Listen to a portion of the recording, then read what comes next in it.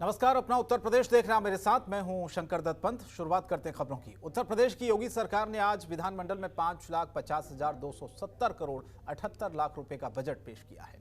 राज्य में पंचायत चुनाव की सरगर्मियों के बीच पेश किए गए इस बजट में सरकार अपने अगले साल के विधानसभा चुनाव के लिए भी पुख्ता जमीन तैयार करने की कोशिश कर रही है, जिस पर विपक्ष अब लगातार हमलावर है।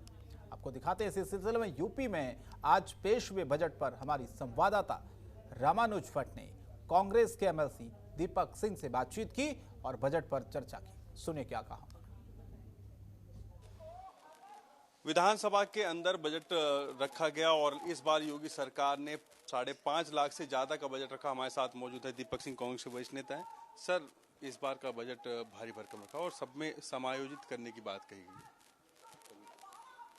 झूठ है, धोखा है। जिस तरह से भारतीय जनता पार्टी संकल्प पत्र पे जिसके दम पर चुनाव जीत कर आई थी उसको वेबसाइट से हटा दिया है, उस पर चर्चा नहीं करती है, तो ये बजट भी धोखा देने वाला है। जो बातें पहली कही गई थी उन्हीं को कॉपी पेस्ट करके दोबारा प्रस्तुत किया गया है। कुछ नया नहीं है, ना प्रदेश के लिए ना इस सदन के लिए। पहले भी धोखा दिया भारतीय जनता पार्टी ने बजट माध्यम से, इसमें भी दिया है। तो ये थे दीपक सिंह ने साफ तौर पर बोला कि उत्तर प्रदेश की सरकार को ये तमाम जो मुद्दे हैं, किसान, गन्ना और रोजगार, ये सब मुद्दे सिर्फ सरकार को एक ऐसे ही लगते हैं और सरकार ने इस बजट के अंदर कुछ भी विशेष नहीं रखा और कॉपी पेस्ट किया गया है। कैमरा सैलेश पांडे के साथ रामनुज भट्ट, जनतंत्र टीवी, लखनऊ। कांग्रेस के गढ़ अमेठी में राहुल गांधी को हराने के बाद केंद्रीय मंत्री स्मृति ईरानी ने अब वहां अपना आशियाना बनाने की शुरुआत कर दी है। अमेठी की जनता से किए गए वादे को पूरा करने के लिए स्मृति ईरानी ने 11 बिस्वा जमीन की रजिस्ट्री कराई है। साल 2019 के चुनाव से पहले केंद्रीय मंत्री स्मृति ईरानी ने गौरीगंज के जामू रोड पर एक मकान किराए पर ले रखा था। उन्होंने इसी मकान को अपने क्षेत्रीय घर और सांसद का कैंप कार्यालय भी बना दिया। सांसद बनने के बाद स्मृति अमेठी आने पर उसमें जाती भी रही हैं और इस किराए के मकान में स्मृति के स्थानीय प्रतिनिधि बैठते हैं और जन सुनवाई करते हैं। जिले के अमेठी सांसद स्मृति ईरानी ने ऑनलाइन अध्ययन और अध्यापन कार्यक्रम ज्ञानार्पण कार्यक्रम के तहत 200 बच्चों को मोबाइल बांटे। मोबाइल पाकर छात्र छात्राओं के चेहरे पर खुशी है।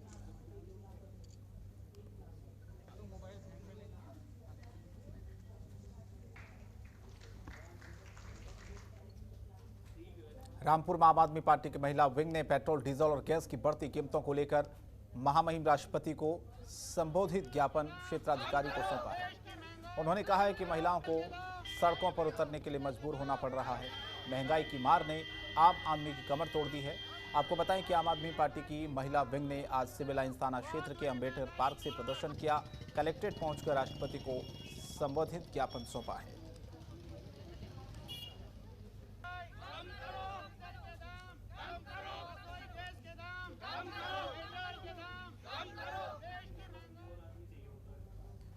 अयोध्या में राम मंदिर निर्माण कार्य तेजी के साथ चल रहा है, तो वहीं मंदिर निर्माण के लिए निधि समर्पण अभियान भी पूरे देश में चलाया जा रहा है, जिसमें भारत के सभी जाति और धर्म के लोग सहयोग भी कर रहे हैं। राम मंदिर निर्माण के निधि समर्पण अभियान में रंगमहल के शिष्यों ने 5 किलो चांदी की शिला और 1,36,000 का चेक दिया है। ये राम जन्मभूमि ट्रस्ट के सदस्य डॉक्टर अनिल मिश्रा को 5 किलो चांदी की शिला सौंपी गई है। वहीं आरएसएस के प्रांत प्रचारक कौशल किशोर को 1,36,000 का चेक भी सौंपा गया है।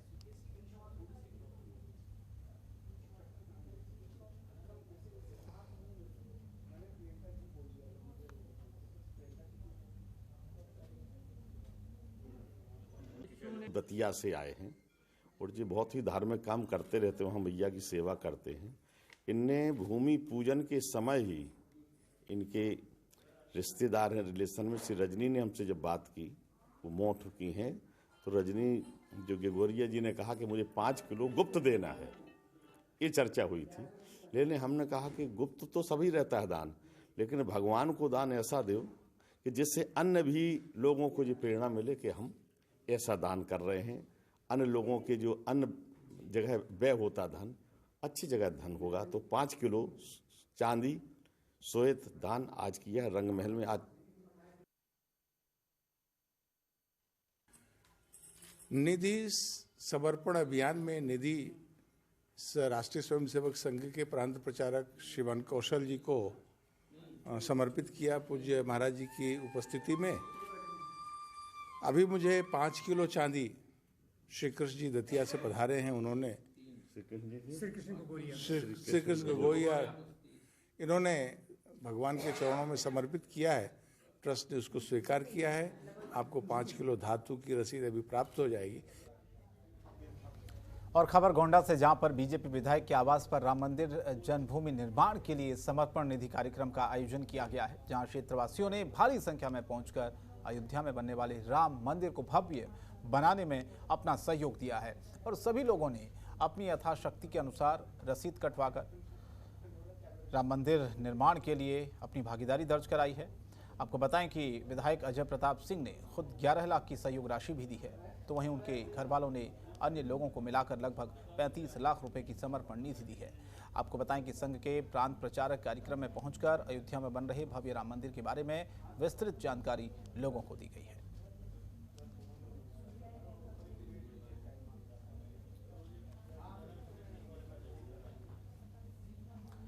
और बिजनौर में जल निगम विभाग के कर्मचारियों को 6 महीने से वेतन नहीं मिल पाने के कारण जल निगम कर्मचारियों का आज 7वें दिन भी धरना प्रदर्शन जारी है। कर्मचारियों का यह कहना है कि 6 महीने से वेतन नहीं मिल पाने के कारण लगभग 40 कर्मचारी हर इलाज के अभाव में मर चुके हैं और कर्मचारी भूखमरी की कगार पर आ चुके हैं। कर्मचारियों ने अपनी मांगों को पूरा न होने की दशा में आगे रणनीति प्रभावी ढंग से चलाने की चेतावनी दी है और आज सीएम योगी से अधिकारियों संग बैठक अपनी समस्याओं का समाधान कराने की बात कही है।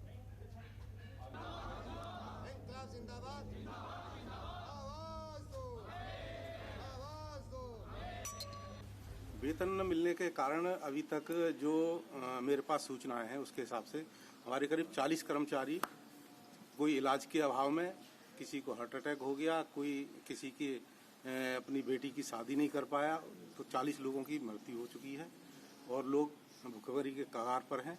2016 से हमारे जो रिटायर हो गए कर्मचारी, उनका जो एरियर है, जैसे नकदीकरण है, अन्य सुविधाएं, वो तक नहीं मिल पाई हैं 4 साल से।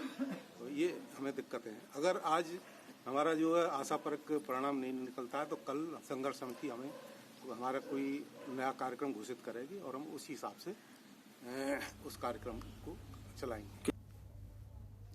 और कौशाम्बी में महिलाओं के खिलाफ अपराध थमने का नाम नहीं ले रहा है। हाल ही में एक किशोरी के साथ गैंगरेप हुआ था और इस घटना को लोग भूल भी नहीं पाए थे कि कौशाम्बी थाना इलाके में महिला के साथ दिल दहला देने वाला एक मामला सामने आया, जहां पर महिला के पति ने हैवानियत की सारी हदें पार कर दी हैं, जिसमें हैवान पति ने अपनी पत्नी के प्राइवेट पार्ट में लोहे की रॉड डाल दी और महिला को मरा समझकर आरोपी पति उसे गांव के बाहर फेंक कर भाग गया। लेकिन परिजनों ने महिला को सीएचसी में भर्ती कराया, जहां पर हालत गंभीर होने पर चिकित्सकों ने उसे जिला अस्पताल रेफर किया है।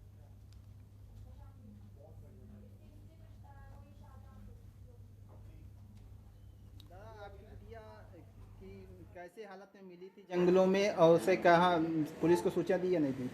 जी सर, हमारी बिटिया की पोजीशन इतनी कोई देख नहीं सकता किस हालत में वो बुढ़िया थी, वो लड़की थी।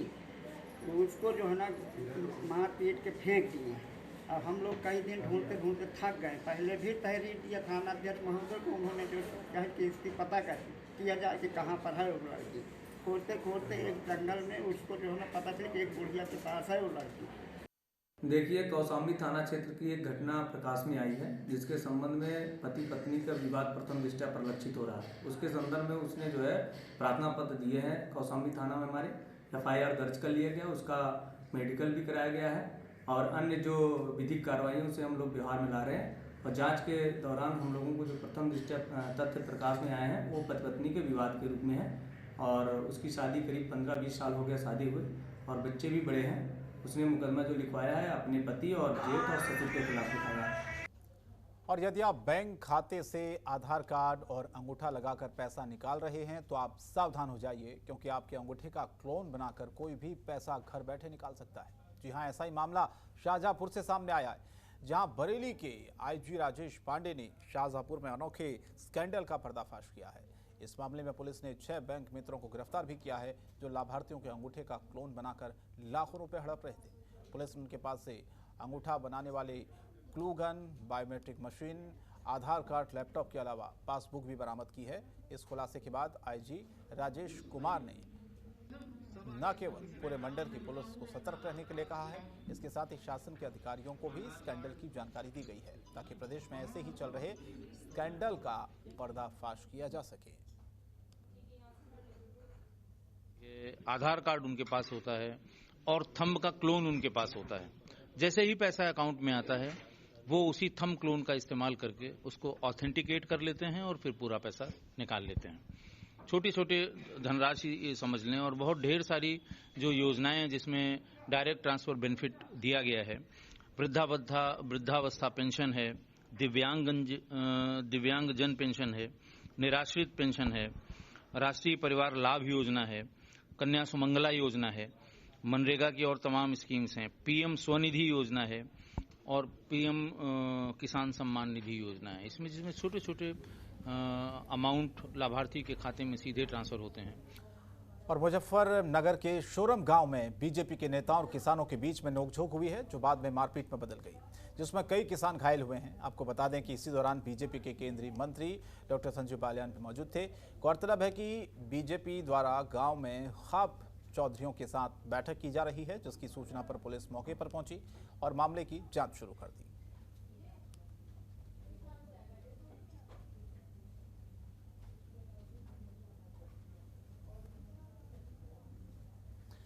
और कन्नौज में प्रधानी की रंजिश में गैंगवार का खूनी खेल एक बार फिर से हो चुका है। हत्या और गैंगस्टर के एक आरोपी की कोर्ट में पेशी पर जाते वक्त कुछ लोगों ने दिन दहाड़े गोली मारकर उसकी हत्या कर दी। गोली मारने वाले ने 1 साल पहले हुए अपने पिता की हत्या का बदला लेने के लिए इस वारदात को अंजाम दिया है। सूचना पर पहुंची पुलिस ने शव को कब्जे में लेकर हत्यारोपियों की तलाश शुरू कर दी है।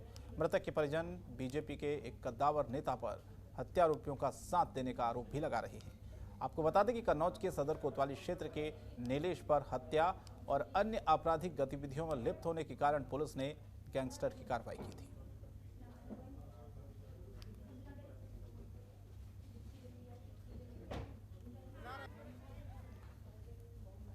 मथुरा में वैष्णव कुंभ मेला बैठक में कठिन साधना करते साधु श्रद्धालुओं के आकर्षण का केंद्र बने हुए हैं।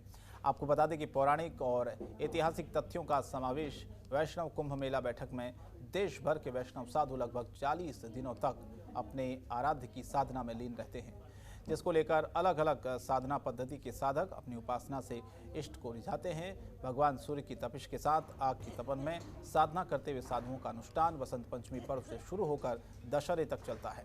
4 महीने की साधना में तप कर रहे साधु दोपहर में ही अपनी साधना शुरू कर देते हैं। जो होती है ये हमारे संत महात्मा लोग, महापुरुष लोग इसको तप करके अपने शरीर को अपने जन कल्याण के लिए, अपने आत्मबल के लिए, अपने साधना को तटस्थ करने के लिए, तेज और ओज के लिए इसको किया जाता है। इसको हठ योग हम लोग कहते हैं। वैसे भजन पूजन तो हम लोगों का बराबर चलता है, गीता पाठ रामायण तो हमारा चलता ही है, लेकिन इसको हम लोग 4 महीना करते हैं। 4 महीना करके उसके बाद फिर इसको गंगा दशहरा पर हम लोग विराम करते हैं। खबरों के निष्पक्ष विश्लेषण के लिए सब्सक्राइब करें Jantantra TV and press the bell icon. Never miss any update.